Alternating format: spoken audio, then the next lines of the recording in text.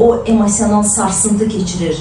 Əgər biz başa düşürük ki, müraciətinin səbəbində olan o şikayətlərin bir qolu, əsaslı qolu, məsələn, onların arasında intim münasibətlərin olmamasına bağlıdır. Biz onu əlbəttə ki, səbəb kimi gətirib, onu da analiz etməyə çağırmalıyıq. Mütləq şəkildə başa düşməlidir ki, sən deməklə bizim əsas problemimiz bu idi.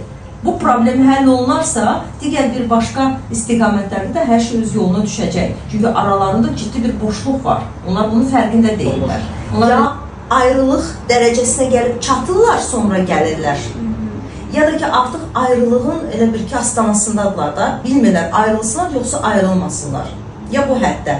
Ona görə mən də çox vaxt ayırt etməliyəm ki, onları bir-birlərinə birləşdirən bugün hansısa bir bağlılığı var, yoxsa yox. Həqiqətən də hər ikisi nə üçünsə çalışır bir yerdə olmağa, yoxsa yox. Onu aydınlaşdırandan sonra, çünki bəzi hallarda dediyim kimi ilkin diaqnostikada ya sağollaşırıq, ya biri ilə çalışırıq, ya da ki, ümumiyyətlə artıq bir müddət sonra başlayırıq cütlük seanslarına. Bax ki, soruşdunuzsa o cütlüyün sonu necə oldu? O cütlük seanslarına başlaya bilməzdi. Çünki orada hələ buna bəli, hazır deyildilər. Onların motivləri də fərqli idi.